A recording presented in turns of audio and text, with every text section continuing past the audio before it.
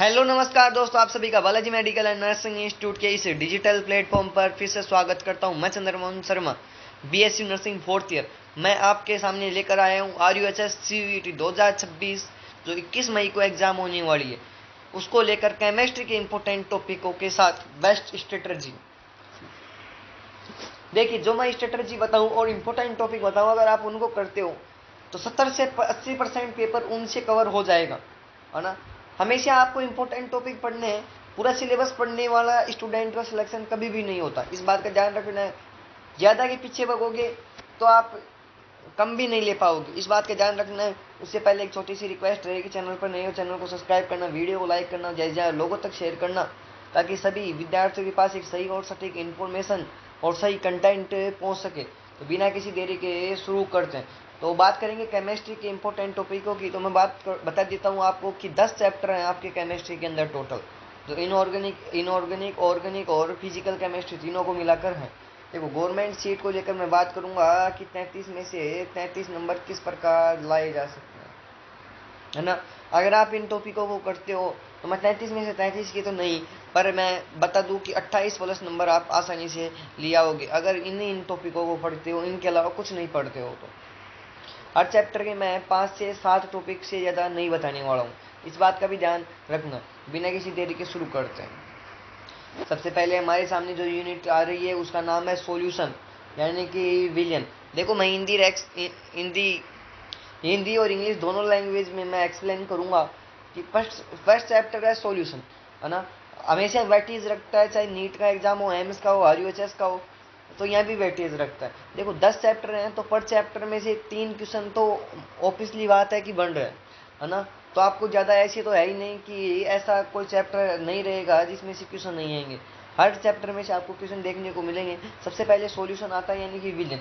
Villain के अंदर मैं बात करूँ तो विलेन के अंदर आपको राउल्ट्स लॉ यानी राउल्ट्स का नियम, आइडियल और नॉन आइडियल यानी कि आदर्श और अनादर्श विलियन, कोलिगेटिव प्रॉपर्टीज क्या होती हैं, मोस्ट इंपॉर्टेंट है, इससे तो क्वेश्चन बनने की काफी संभावना होती है। एक ऑस्मोसिस और रिवर्स ऑस्मोसिस यानी प्रदर्शन दाब से रिलेटेड, और एक वन थॉप फैक्टर, है ना। इन पांचों टॉपिकों से आपका चैप्टर लगभग कवर हो जाएगा। और इसी के साथ आपको एक हेनरी का नियम भी पढ़ लेना है ना। मैंने बताया है रूल्स लॉ, आइडियल और non ideal, colligative properties, osmosis और reverse osmosis, one Thorpe factor. इसके साथ इस चैप्टर से अगर मैं बात करूँ तो इस चैप्टर से न्यूमेरिकल आने की पॉसिबिलिटी पूरी पॉसिबिलिटी रहती है कि आपको न्यूमेरिकल देखने को मिले, तो आपको प्रैक्टिस करके रखना है। साथ साथ में बताऊंगा कि हर चैप्टर वाइज आपको क्या पढ़ना है ना। इसमें न्यूमेरिकल खूब बनते हैं, एक तो राउल्स लॉ से और एक कोलिगेटिव प्रॉपर्टी, दोनों से न्यूमेरिकल बनने की संभावना ज़्यादा होती है। अगली यूनिट आती है इलेक्ट्रोकेमिस्ट्री। इलेक्ट्रोकेमिस्ट्री यानी कि वैद्युत रसायन, ये भी काफ़ी इंपॉर्टेंट यूनिट है ना। इससे भी न्यूमेरिकल भी बनने की संभावना होती है, थ्योरी के अंदर भी क्वेश्चन आपसे पूछा जा सकता है। एक आपसे नर्मस्ट इक्वेशन से क्वेश्चन बन सकता है, कंडक्टिविटी एंड मोलर कंडक्टिविटी, है ना। इसके अलावा पोलर हाउस का जो नियम है, लो है, वो भी आपसे पूछा जा सकता है। इसके अलावा इलेक्ट्रोलाइसिस और फैराडे का नियम खूब पूछा जाता है। और गैल्वेनिक सेल, सेल तो आप कंप्लीट पढ़ के जाना, सेल से क्वेश्चन आपको देखने को मिल सकता है थ्योरी का, है ना। इसके अलावा नर्मस्ट इक्वेशन से जो न्यूमेरिकल है वो भी बनता है कई बार। इन दोनों यूनिटों से आपको लगभग 5 से 7 क्वेश्चन देखने को मिलने वाले हैं, तो ध्यान रहे इन दोनों यूनिटों को आपको बिल्कुल भी मिस नहीं करना है। अगली यूनिट की तरफ चलता हूं जिसका नाम है केमिकल काइनेटिक्स। थोड़ी सी हार्ड यूनिट जरूर है, पर आपको जो चीजें RUHS पूछता है वही चीजें आपको पढ़ के जानी है, इस बात का विशेष ध्यान रखना है ना। एक तो आपको ऑर्डर ऑफ रिएक्शन पूछा जा सकता है। RUHS कोई भी ईयर नहीं है बचा जिसके अंदर ऑर्डर ऑफ रिएक्शन नहीं पूछा। कभी इस ईयर 0 ऑर्डर की रिएक्शन पूछ लेता है, कभी फर्स्ट ऑर्डर, कभी सेकेंड ऑर्डर, है ना। तो आपको ऑर्डर तो तीनों याद करके जाने हैं, तीनों ही मान ओनली वन लाइनर के हैं, तो आपको ऑर्डर काफ़ी आसानी से याद हो जाएंगे। इसके अलावा रेट लो और रेट कांस्टेंट के बारे में आपको पढ़ के जाना है। इसके अलावा हाफ लाइफ क्या होती है, और आरएनएस इक्वेशन, आरएनएस समीकरण क्या होता है, इसे आपसे क्वेश्चन पूछा जा सकता है।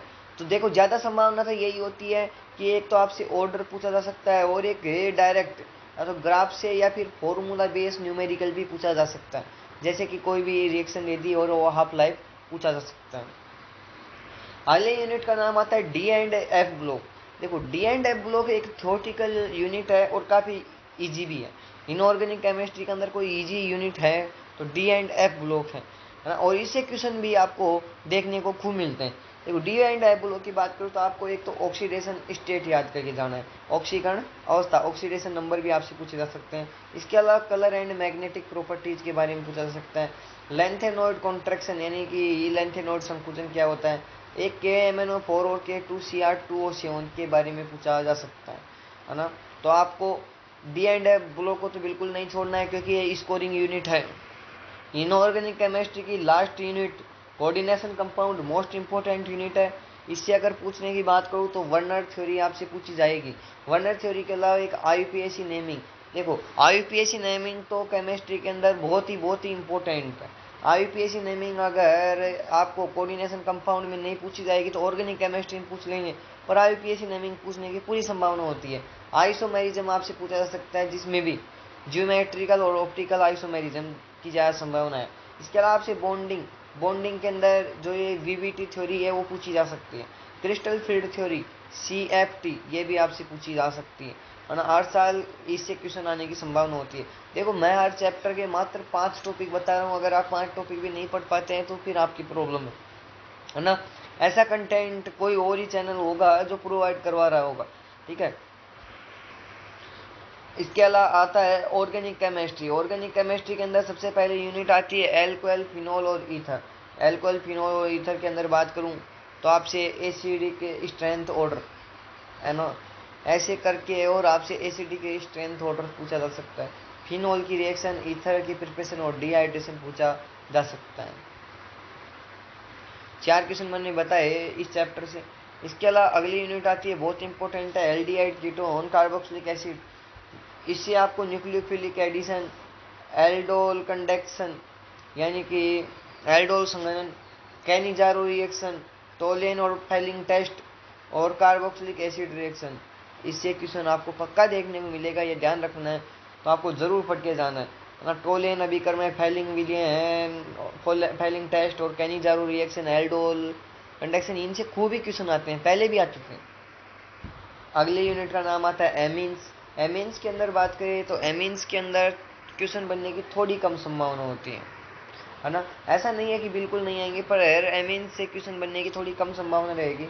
इसके अंदर आपको बेसिक DT के ऑर्डर याद करके जाना है और डाई जो रिएक्शन आपसे पूछा जा सकता है। इसके अलावा कार्बोलैमाइन रिएक्शन और एरोमेटिक एमाइन आपसे पूछे जा सकते हैं। मैं फिर बता देता हूँ, आपसे बेसिक DT ऑर्डर पूछा जा सकता है ऐसे करके, और 1 डिग्री 2 डिग्री और 3 डिग्री ऐसे एमीन के बारे में बेसिक DT और ऐसे DT ऑर्डर पूछता है। डाई जो जीएन और कार्बोलैमाइन रिएक्शन और एरोमेटिक एमाइन ये पूछा जा सकता है। एक और अगली यूनिट आ रही है जो काफ़ी इजी यूनिट है और लास्ट यूनिट रहने वाली है केमिस्ट्री के अंदर, जिसका नाम बायोमोलिक्यूल रहने वाला है। बायोमोलिक्यूल कतई इजी ही यूनिट है जो आपको देखने को मिलती है।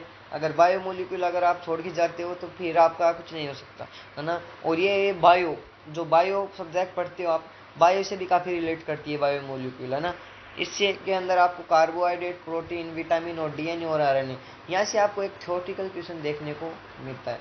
यही 2 यूनिट हैं डी एंड एफ ब्लॉक और ये यूनिट, ये दोनों यूनिट आपको कम से कम 3 क्वेश्चन देंगी और 3 क्वेश्चन आपको थ्योरेटिकल ये देखने को मिलेंगे इन दोनों यूनिटों से।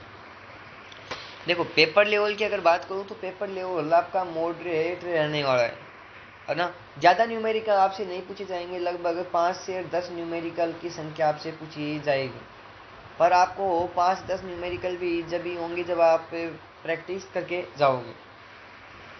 अब मैं इम्पोर्टेंट चैप्टर्स की लिस्ट बताने से पहले मैं एक बार एक इम्पोर्टेंट इन्फॉर्मेशन आपको देना चाहता हूँ कि Balaji medical and nursing institute हर साल की बात थी, इस बार भी लास्ट ईयर भी हमने ये बुक लॉन्च की थी जो PDF के रूप में अवेलेबल है ना।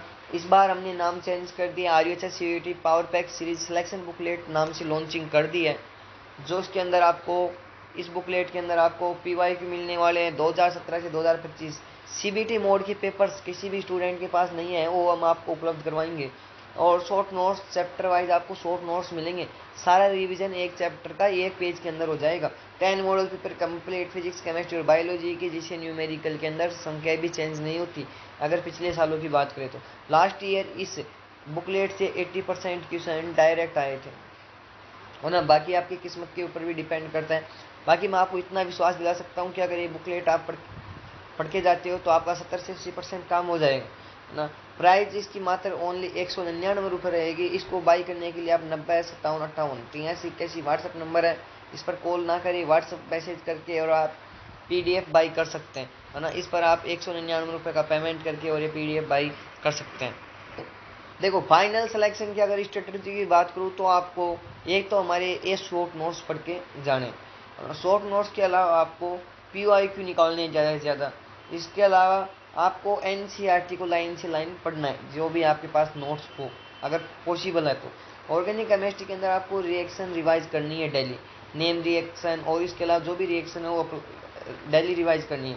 फिजिकल केमिस्ट्री के अंदर आपको न्यूमेरिकल की प्रैक्टिस करनी है ना। और इनऑर्गेनिक केमिस्ट्री के अंदर मैंने बता दिया, आपको 5 से 10 न्यूमेरिकल देखने को जरूर मिलेंगे। तो कृपया ये भ्रम में नहीं रहे कि केमिस्ट्री में न्यूमेरिकल नहीं आते, और ज़्यादा हाई लेवल के न्यूमेरिकल भी नहीं पढ़ने हैं कि आप बहुत ज़्यादा हाई लेवल के पढ़ लो, नीट लेवल के, वो भी ऐसा भी नहीं करना है ना। अब मैं टॉप 5 चैप्टर बता देता हूँ, इनको तो आपको छोड़ना ही नहीं है अगर आपको सिलेक्शन वास्तव में चाहिए। इलेक्ट्रोकेमिस्ट्री फुल पढ़ जाना, कोऑर्डिनेशन कंपाउंड पढ़ जाना, एल्डिहाइड कीटोन पढ़ जाना, सॉल्यूशन और केमिकल काइनेटिक्स। अगर ये 5 यूनिट पढ़ के जाते हो तो आपको 33 में से कम 20 नंबर का पेपर इन्हीं यूनिटों में से मिल जाएगा। बाकी आज के लिए इतना ही, है ना। जाते जाते एक छोटी सी रिक्वेस्ट रहेगी कि चैनल पर नए हो चैनल को सब्सक्राइब करना, वीडियो को लाइक करना, ज़्यादा से ज़्यादा लोगों तक शेयर करना। और फिर बोल देता हूँ कि अगर जिन भी स्टूडेंटों को ये बुकलेट चाहिए, आप 9057588381 पर संपर्क कर सकते हैं। धन्यवाद।